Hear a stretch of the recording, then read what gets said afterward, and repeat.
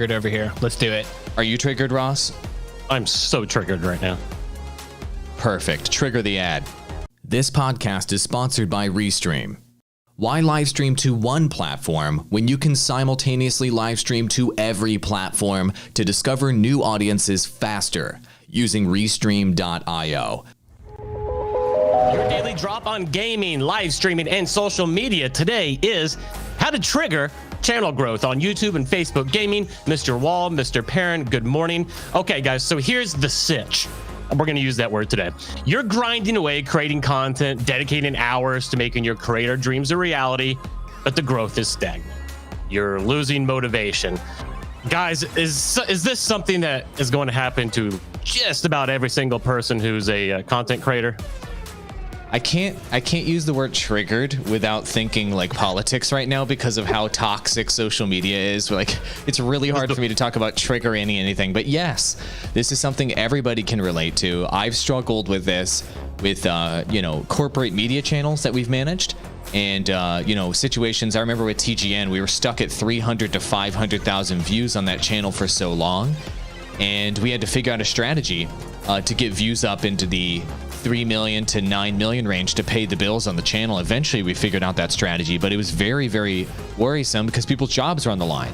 And also with my personal channel and even the digital drop channel, which we're showing the analytics on right now, we started posting videos on this channel. If you want to show the 365 timeline there in the top right, Perrin, we started posting videos on this channel. It was getting no traction. And obviously when you're getting no traction, you're worried that that's the click-through rate if you go over to views, but you're worried that this project isn't going to go anywhere. Your motivation stays low. What are you going to do to actually grow?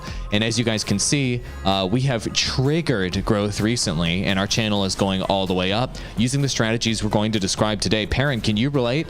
Having that motivation issue of not seeing growth in your channel and being like, is this worth it? Should I quit? Should I change course? Etc. Yeah, so you start out, maybe you have something that was like kind of working initially, and you have like a little bit of traction, and then you're doing it, you're grinding away maybe, and you're not getting anywhere. Like, you're doing all this work and it feels like your channel is kind of going nowhere, or it's very plateaued. You're getting the same amount of views per video. It doesn't seem like it's growing. You're not getting many new subscribers or followers. What's going on, right? So, and what I found when I hit these areas, I found that normally I'm less kind of into or excited about the content making, and I'm grinding too much. So I'm too much into the grind and not thinking more about like, what am I excited to make? What can I inject energy into that other people can watch and they'll get that energy back out of? I need to stop doing the same thing over and over and over again and change my thinking, add something new to the equation. The 80-20 rule, like we always talk about, it's one good way to do that, right? Do something, or if let's say you're covering the same game or whatever, you're making content on the same game, do a new concept, do something event oriented to get yourself out of like the rut of the grind. Because you're going to have to do this grind for probably many years to truly be successful, or to at least make it work and pay the bills so you can do this for a living. So you're going to need to figure out almost every day what you can do to make it exciting for you, and make it, I think of it like, how can I make it like an event, something special, something unique that people can come to every day, and not just a live stream of a video game or just a random video of you playing a video game on YouTube. Avoid either one of those pitfalls. But I know it can be even a little bit more simple than that. Like, what did we do here on the podcast, AWOL, that made us jump up from this level and then continue to go upwards? You're muted, boss. Thank you. No matter whether it's Facebook, gaming, YouTube, or any other platform, what you have to do is you have to have an exciting topic, and you have to get people to click first. Then once they click, obviously you need to keep them around. But getting that click and having that creative idea for the content is the starting place for everything. And so if we show our screen right now, if you look at the views on the digital drop channel, which we're just doing as an experiment to see what it takes to grow from scratch. As you can see, there's this moment in the timeline when it suddenly jumps up. And if you look at the views suddenly jumping up there, and then you click over to the impressions click-through rate tab next to that, so it's right next to views there. As you can see, the click-through rate on our videos at that exact same moment went up substantially at the exact same time that our views went up. And the same thing will be the case if you click the impressions tab next to that, Perrin. This isn't just for YouTube. This is going to be for Facebook gaming. This is going to be for Twitch. This is going to be for everything. Once you can get those clicks to go up, that's when the rest of the growth can take care of itself. And you can work on the content. You can work on retaining viewers. So if we go back to the impressions click-through rate tab, what this means essentially is 3 different parts for content creators to get this number to go up. Number 1, you need to work on having better topics for you to cover. And so that's having an exciting challenge, an exciting event, covering something new, having best value, teaching something, giving learning value, or doing something incredibly unique.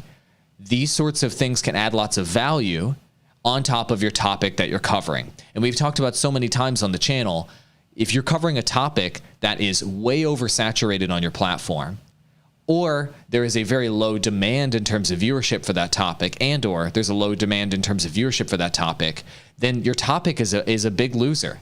And it doesn't matter how much you hype it up. It doesn't matter how much you clickbait it. It doesn't matter how good your thumbnail is. It's always a supply and demand game. So that's the foundation for your strategy down here at the bottom. If you want people to click your content, there needs to be a high demand for that topic, and there needs to be a low supply of content for that topic. And then you add value on top of that topic.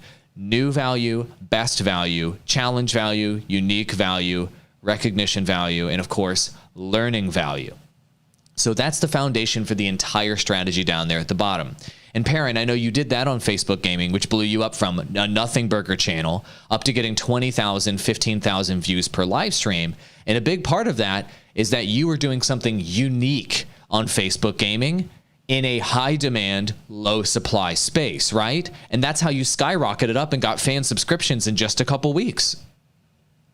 Yeah, so on Facebook, you don't really have the algorithm necessarily that YouTube has, where just a great thumbnail, great title really propel you up.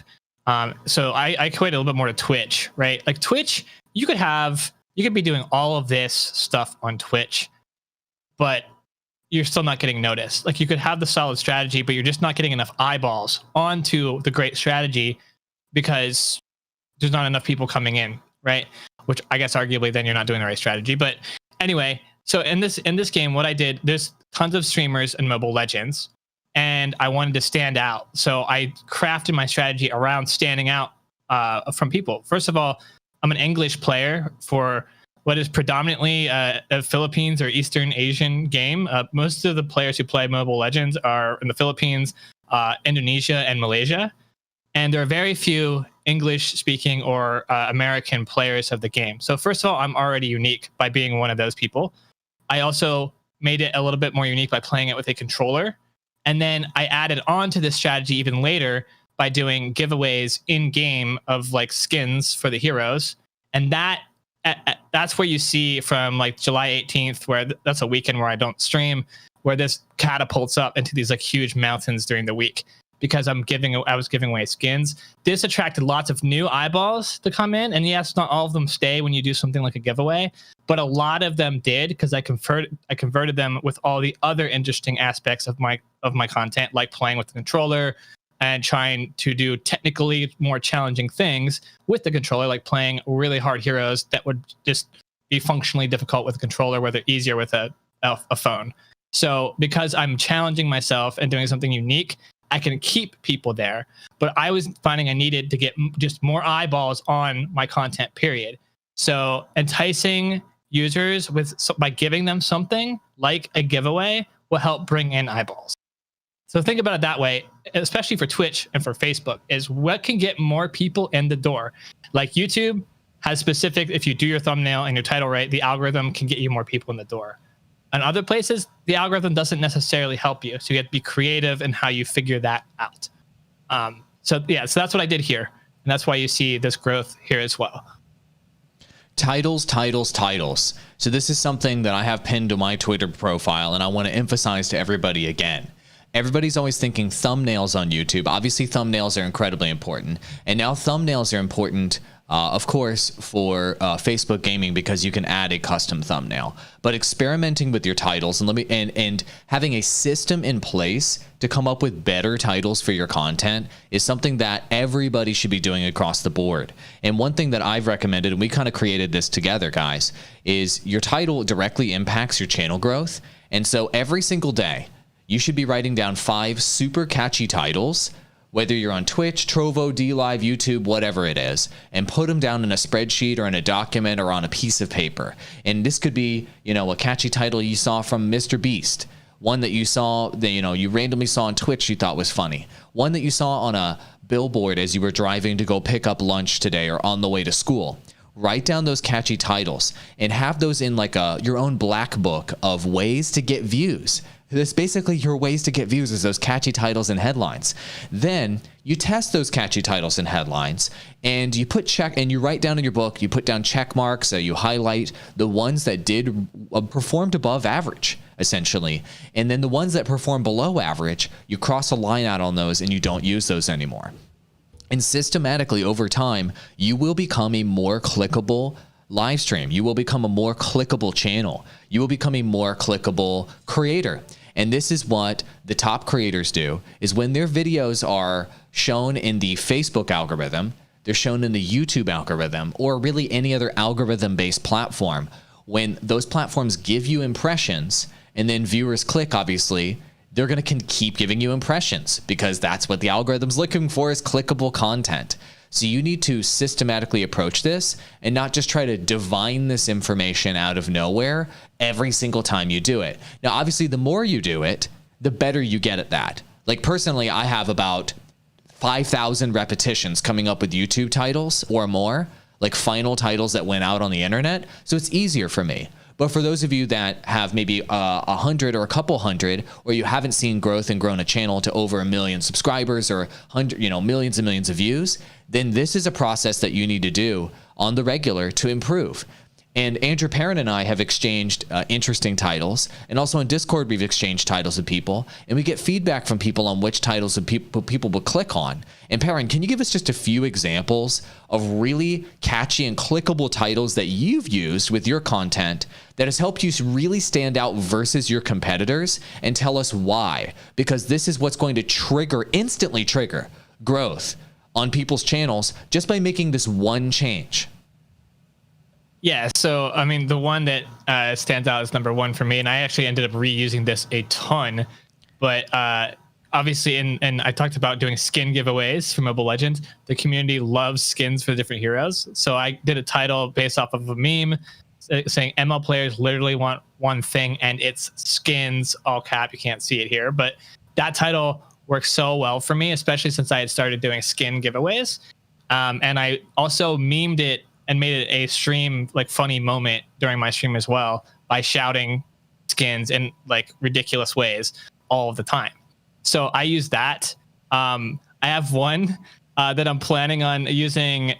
Maybe you guys can give me feedback on it like right now, because I'm planning on doing Fall Guys later this week. And I wanted to go off of I don't know if you guys have seen it, but the whole "don't threaten me with a good time." I get this a lot from just reading through comments on the internet, and it gives me ideas. I wanted to say "Fall Guys, don't threaten me with a good time," and make that a title. See if that works. I like it. Hey, you test it, dude. Test it and see if it works. Yeah. I mean, that's the whole point. If any of these title ideas tank, whatever. It was one live stream, and then you just change the title and then do the next live stream. And Perrin, don't you go back and maybe you repeat some of your greatest hits to repeat success on your channel? You don't have to come up with a completely original title every single time, especially with live streams, right? Yeah, I mean, just don't try to use them back-to-back live streams like over and over, because you will run them out. But I've used that one a lot. I've used like how I improved my win rate in one evening. I've used that a couple times. That one worked well.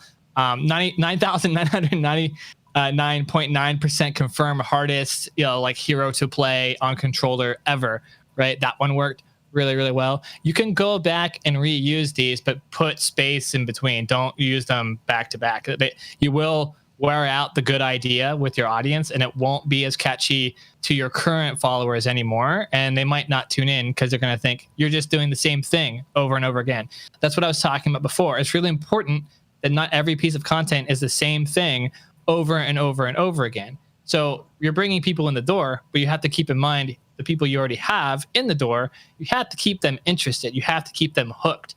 So if you're doing the same thing over and over again every day, they're eventually going to tune out. You need to let them know there's going to be something unique. And the best way to do that is to do it in your title. And so titles are unanimously important across every platform. Twitch is like one of the only things you have. You can't do a thumbnail on Twitch. So all you've really got is a thumbnail and the little blurb you get to send out, or you get to type that gets sent out to everybody via email whenever you go live. Facebook, the titles we found are huge difference makers.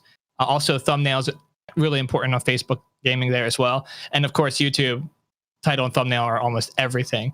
So titles are one of the most important thing. And I know we've covered this in past episodes, but you should be spending the most amount of time on the title itself, because that will dictate your success almost more than anything else you could do.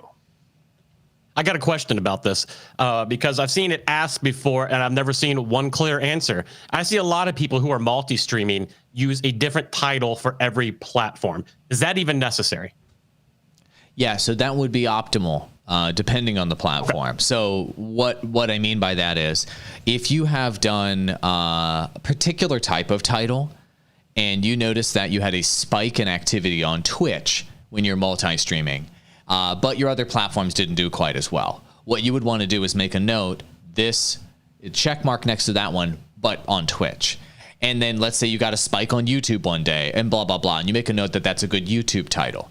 And so what you could do over time is you could end up finding particular formats, a particular length, a particular way to connect with that audience on that platform that can trigger the algorithms, or at least get more clicks. In the case of Twitch that has no algorithm, get more clicks by making note of which ones worked better or not. But the other part too is it depends on the type of content you're making. So on something like Facebook gaming, going full-blown clickbait, like literally 99.99% impossible challenge, is the type of title that works on there right now to get clicks. So you should go max clickbait there. But on YouTube, max clickbait doesn't necessarily work very well. You should be communicating more value there. You should be doing more new value, best value, challenge value, and make it a more cohesive and almost like, let's say, professional product that you're sharing with people. And Twitch, I think, would be more open and conducive to gaming humor and meme humor, blah, blah, blah. So yes, you can tailor your title based on the platform, but you really need to make note of what didn't work and what did work per platform in order to actually tweak that in over time, so you're not just guessing. But over time, if you make those notes and you go back and review them, you'll get a feel, if you will, for it. And you'll be able to come up with these titles on the fly. And you'll say, maybe have the main concept of, I'm going to do the new Fortnite skins fashion show for my stream today. And you'll figure out a way to adjust the format of that title and how you're communicating it per platform. Maybe on Twitch, you add in some like weird character looking things using, symbols. Maybe the Twitter version, you don't do all caps, etc. But the Facebook version, you do all caps, blah, blah, blah. You have to take notes, otherwise you won't figure it out, because there's too many platforms to stream to and too many different communities that you need to look at. For example, we're live streaming right now on Twitch, DLive, Facebook, YouTube, Trovo, and Periscope. Hi, everybody. And if you want to live stream and you want to get 25% off Restream.io, you can use our promotional code DROP25, DROP25 with no space, DROP25 with no space. Use our link in our bio, 25% off Restream, $10 off your first month. Did that answer your question, Ross?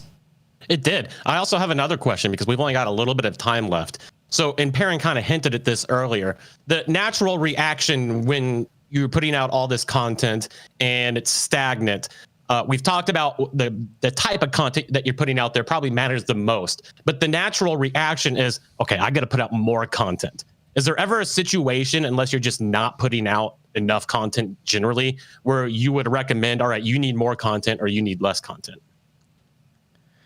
Yeah, I mean, I have an answer for that. Pull up the Digital Drop podcast channel. So one way, what you want to do is you want to fail fast.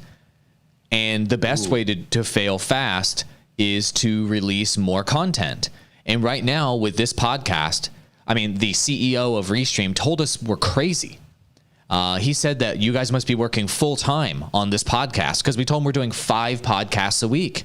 And anybody I tell that, they're like, what the hell are you even doing? And we're doing that so that we can very, very quickly, this is our analytics on our YouTube channel, very quickly figure out what's working and what's not working. And if we were only doing a weekly episode, we wouldn't be probably growing right now because we wouldn't be, if you do 5 episodes per week, you'll figure out what works and what doesn't work 5 times faster than if you only do 1 episode per week. And so let's say it's going to take us about maybe 3 years, maybe 4 years to make this podcast a giant success that makes each of us $10,000 per month profit.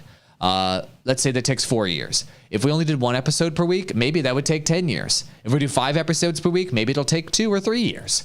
So the faster you fail, the faster you will succeed. And so when you're in the growth phase, your quantity of content is way more important than your quality in quotation marks.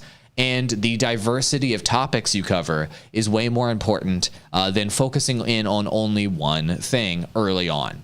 I think that's the big lesson that we're learning by growing from scratch in 2020. We've grown avenues from scratch throughout the decade and before. But in 2020, this is especially true as everybody's niching down into a niche within a niche within a niche because everything is getting so saturated on the internet. There's so much competition.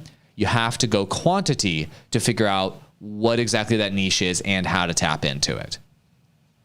Ooh, good answer. I think failing fast, that's my biggest takeaway from this entire week of doing shows. Fail fast.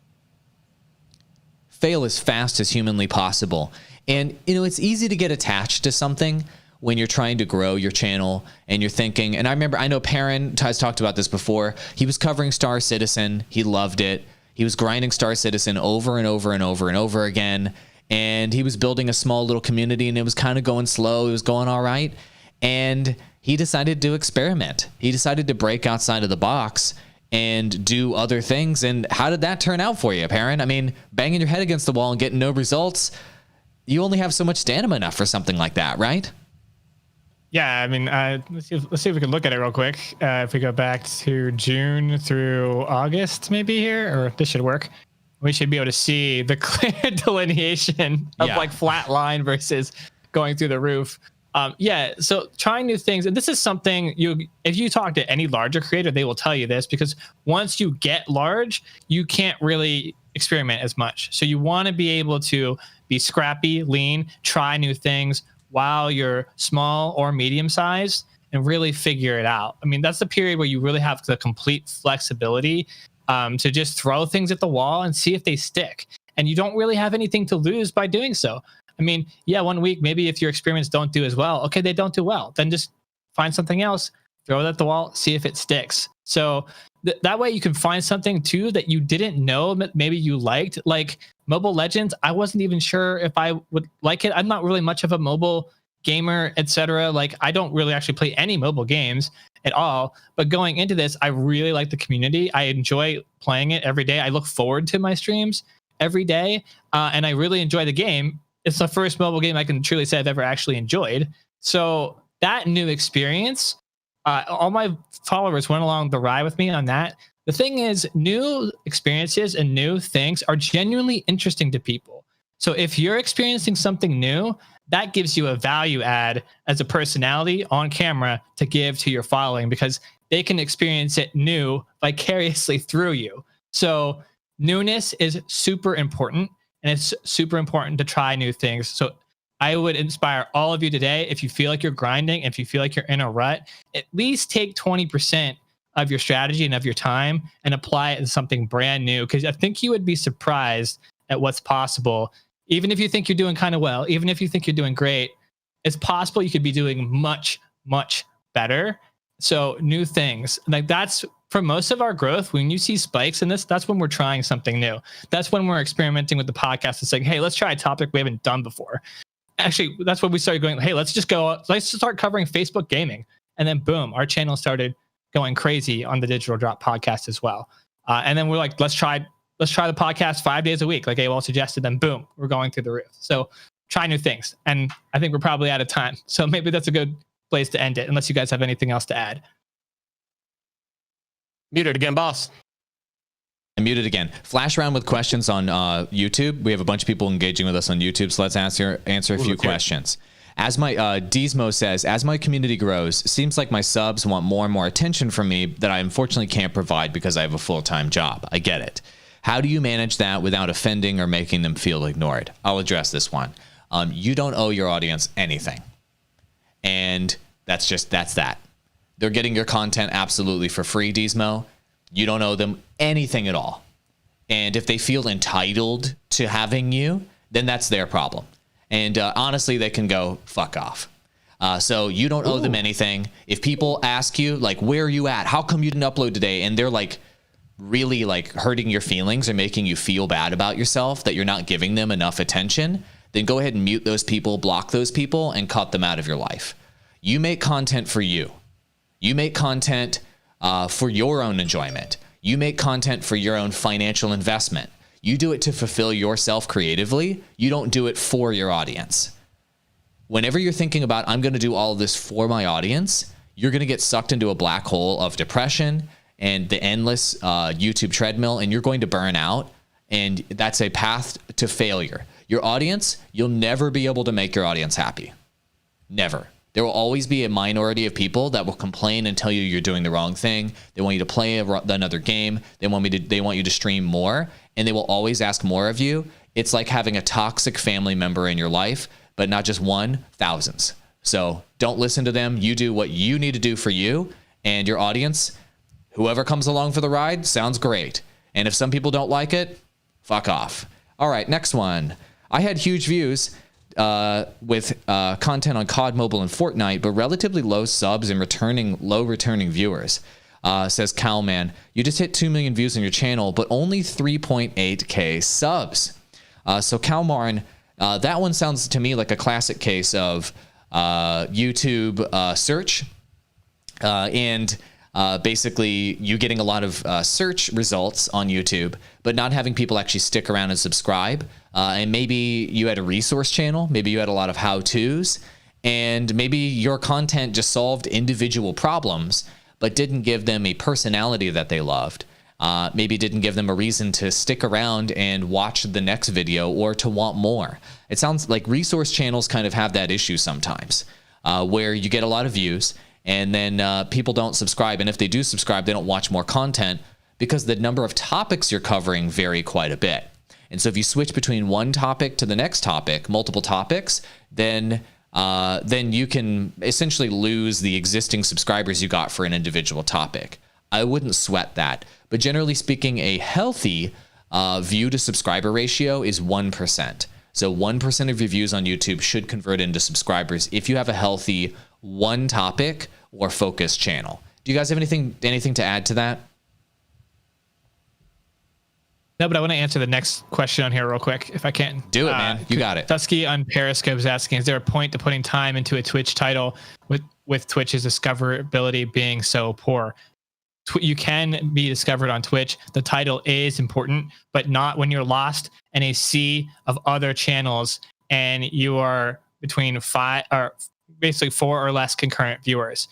You have to find, if you want to be discovered on Twitch, you have to find a niche that is relatively untapped, where demand is high and supply is lower, and then your title can be extremely effective. In fact, it's the only thing that you really have because you can't do thumbnails on Twitch. So yes, titles are important, but you have to set yourself up for the title for you to stand out.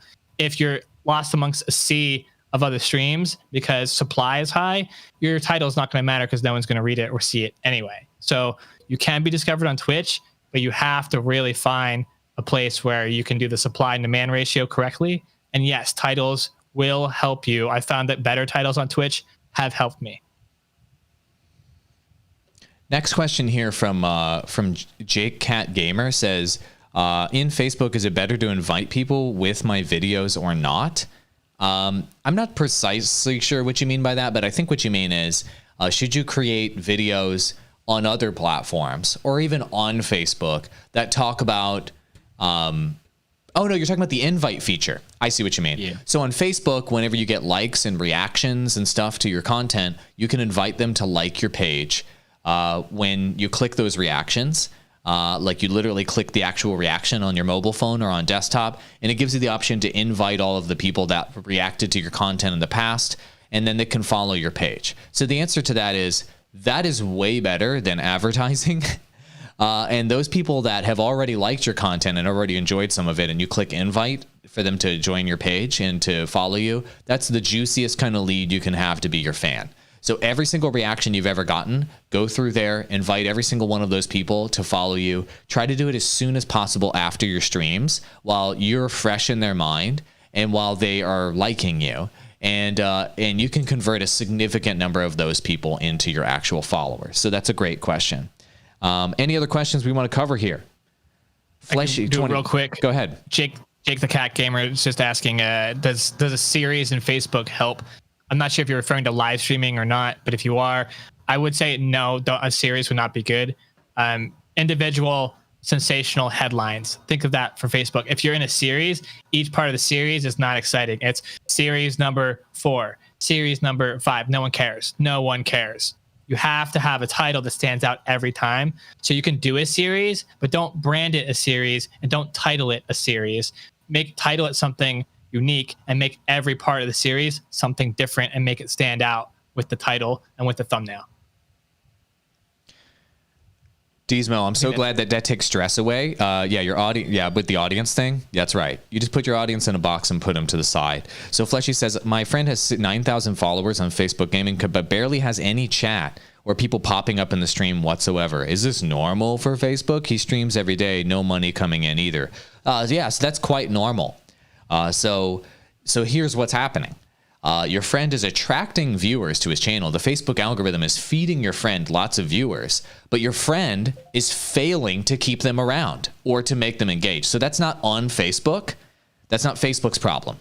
Facebook has fed your friend 9,000 followers, but your friend is not engaging the audience. Your friend has not figured out ways to make them stick around and to have them return. Your friend hasn't set up or isn't engaging them maybe on Discord or engaging them through clips or doing things that they truly care about that are worth returning for. He's not building relationships with people. He's not saying things out loud during the stream that are incredibly engaging. So that's actually on your friend, I would say in this case, with limited information, not on Facebook. So you say, is that normal? That's normal for people that aren't very good at engaging an audience and building relationships. That's when those things happen. So Facebook's doing its job. It's sending your friend leads. It's sending your friend followers. It's giving you all the audience. But your friend isn't actually capitalizing on that because your friend isn't doing anything very interesting. That's the honest truth. So your friend needs to mix it up. Do giveaways, do events, play with viewers, ask people where they're from, share details about your life, do something else other than what you're currently doing because people clearly don't care that much. All right, cool. I think we need to end this episode. Ross, get us the hell out of here.